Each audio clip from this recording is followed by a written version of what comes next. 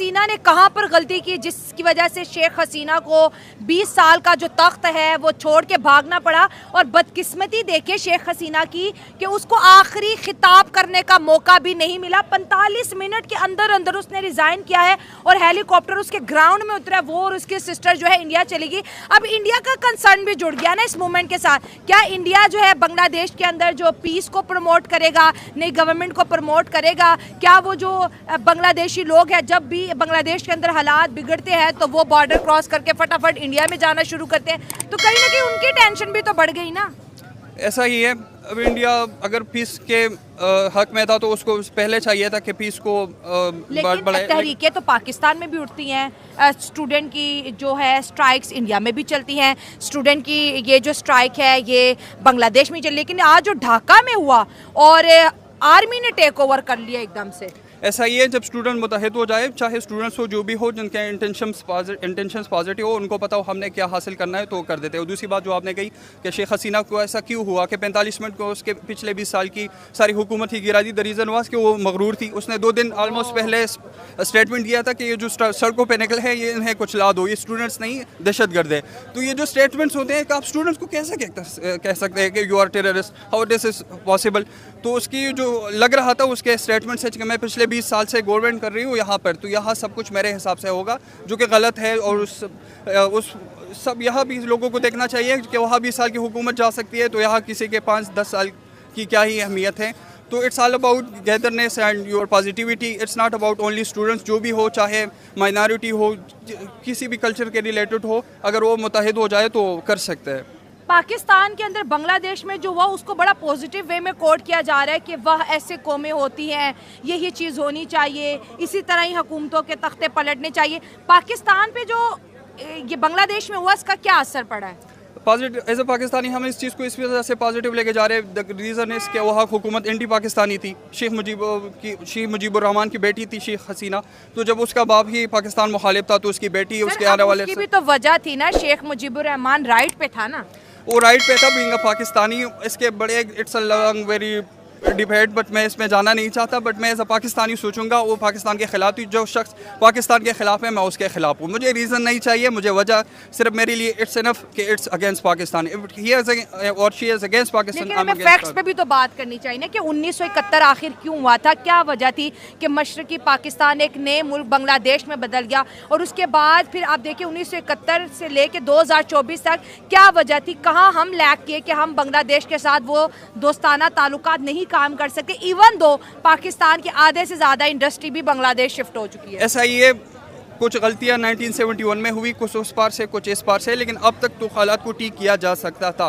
हाँ। गलती हमारी है, हम भी है, लेकिन हम रॉन्ग और राइट को भी तो जज ऐसा ही है। लेकिन अगर उस साइड परले साइड सरहद पार से अगर कुछ पॉजिटिविटी दिखेगी तभी यहाँ से कुछ होगा। लेकिन जब उस साइड से ही अंधेरा होगा, शेख मुजीबुर रहमान की बेटी शेख हसीना चाहती नहीं थी कि इस तरह के कुछ मुज़ाकरात हो। जब वो हट गई है तो इंशाल्लाह उम्मीद है कि कुछ पॉजिटिव दिख जाएगा हमारे रिलेशन। उनकी पूरी फैमिली को गहरी नींद सुला दिया गया था 1971 में, और ये 2 बहनें ही बची थी क्योंकि उस वक्त घर में मौजूद नहीं थी। तो फिर आप किस तरह एक ऐसे रिश्तों को बढ़ाएं जिस रिश्ते के पीछे इस तरह की तल्ख हकीकतें छुपी हों? जो गलतियां हुई है तो उसको गलतियों को सुधारा भी जा सकता है। ये बात अच्छी है। यस, बांग्लादेश की बात करें तो आज वहाँ पे बहुत बड़ी डेवलपमेंट देखने को मिली है। शेख हसीना वाजिद का वहाँ की आवाम ने तख्ता पलट के रख दिया है।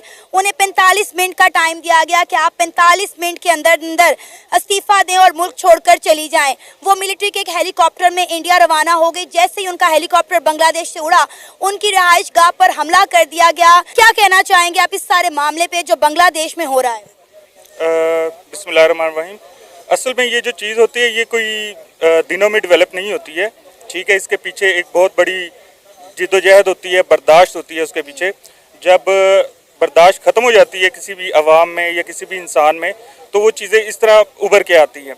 अनफॉर्चुनेटली हमारे मुल्क में बर्दाश्त ख़त्म हो चुकी हुई है, लेकिन उभरने के लिए कोई एक अंगारा कह लें, कोई एक चीज़ चाहिए, एक मोटिवेशन चाहिए, ठीक है, जो हम लैक कर रहे हैं यहाँ पे। उन्होंने जो किया है, पहले उन्होंने अपना कोटा सिस्टम अप्रूव कराया, ठीक है। 45% जो है उनके ऑफिशियल्स के पास, गवर्नमेंट ऑफिशियल के बच्चों के लिए था, ठीक है, जो स्टूडेंट्स हैं बड़ी जिद्दोजहद करके और मुंह पे जो है गोलियां खा के तो उन्होंने अपना 90% जो है अप्रूव कराया। ये कोई छोटी बात नहीं है। आजकल आप देख लें, अपने हालात देख लें, कौन कितना निकल सकता है, निकल के दिखाएं। आप 4 बंदे जमा करें, इसके लिए करेज चाहिए होती है, जो पाकिस्तानी अवाम में तो खैर बिल्कुल नहीं है। हाँ, KPK में माना जा सकता है और बल्तिस्तानियों में ये माना जा सकता है।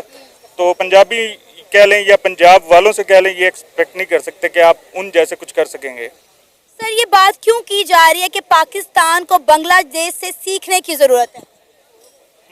सीखने की ज़रूरत है इन अ सेंस के जो वो तरक्की कर रहे हैं, उन्होंने जो अपना रुपया जो टका उन्होंने अपना अपलिफ्ट किया है, उस सेंस में, एक्सपोर्ट की सेंस में, मैन्युफैक्चरिंग की सेंस में, ठीक है। उनके आप इंडस्ट्रीज़ देख लें कितनी डेवलप हुई है।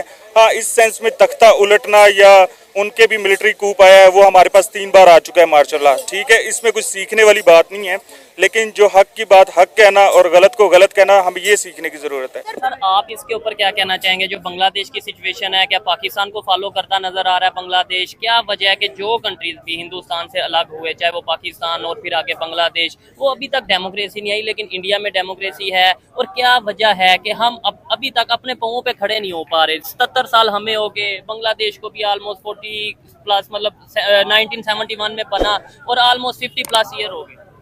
मैं समझता हूँ कि हमारे मुल्क में जो हमारे साथ हुआ है ना, हम जब एग्जांपल्स देते हैं तो हम यूरोप और दूसरे मुल्कों की एग्जांपल्स देते इंडिया हैं। की दे दें। मैं वैसे बात कर रहा हूँ, एक जनरल बात कर रहा ठीक है। हूँ। उनकी हिस्ट्री है बहुत सैकड़ों साल पुरानी। ठीक है। वो लोग भी इसी तरह थे। वहाँ पे भी जो है बादशाहत थी। वहाँ पे भी बादशाह कहता था कि जी इसका सर कलम कर दो, इसकी कर दो, ये कर उतार दो। वहाँ पे वो बहुत सारे। अब वहाँ सिचुएशन ये है कि वहाँ बिल्ली को भी नहीं मार सकते, जानवर को भी नहीं आप नुकसान पहुँचा सकते। ठीक है। तो ये बहुत सालों सदियों की मेहनत कह लें उनकी, या एक प्रोसेस के थ्रू गुजरते हुए वो मुल्क इस स्टेज पे पहुंचे हैं कि वो दावा कर सकते हैं कि यहाँ हमारे ट्रू डेमोक्रेसी है। हमारी उम्र सिर्फ है 70-75 साल, 80-75-76 साल। हमारे यहाँ जो मैं समझता हूँ, मेरी ज़ाती राय है कि हमारे साथ जो हुआ है वो ये है कि यहाँ स्केर्सिटी ऑफ लीडरशिप रही है। यहाँ हमें कभी भी ट्रू लीडरशिप नहीं मिल सकी। गोरा गया हमें आज़ादी दे के, सो कॉल्ड आज़ादी, जो कि आज़ादी नहीं थी। उसके बाद हम काले अंग्रेज़ों के गुलाम बन गए, फ्यूडल लॉर्ड्स के हम गुलाम बन गए। यहाँ पे इसलिए कि हम गलत हाथों में, हमारे यहाँ लीडरशिप आ ही नहीं सकी आज तक। अब अगर आप देखें इम्पार्शल होके आप देखें तो अब तक की हिस्ट्री में हम सिर्फ समझते हैं कि भुट्टो एक ऐसा लीडर था, एक ऐसा बंदा था कि जिसमें कैपेबिलिटी थी और वो निकला भी, और उसने उसका एक विजन था, उसका एक थॉट था, उसने डेमोक्रेटिक लीडर बनने की उसमें सलाहियत भी थी और उसने कोशिश भी की। उसने 74 में यहाँ जो है हमारी कॉन्फ्रेंस हुई जो मुसलमानों 74 में, तो वो कहने का मतलब उसने सारों को इकट्ठा किया। हमारे पे असर जो दूसरे फॉरेन एलिमेंट्स हैं, अब हम बात छुपी नहीं रह गई, जो अमेरिका कह लें या जो CIA तो चलो उनकी एक एजेंसी है ना, उसको हम जब सिर्फ बात करेंगे तो वो अमेरिका है। बहुत सारे लोगों का ये भी कहना है कि शेख हसीना वाजिद जो है वो अपने बाप की तरह इस्तीफा देने के बाद इंडिया भाग गई है। कहा जा रहा है कि वो इंडियन एजेंट है। इस पर आपकी क्या राय है? देखिए, इंडियन एजेंट कहना वो एक अलग बात है।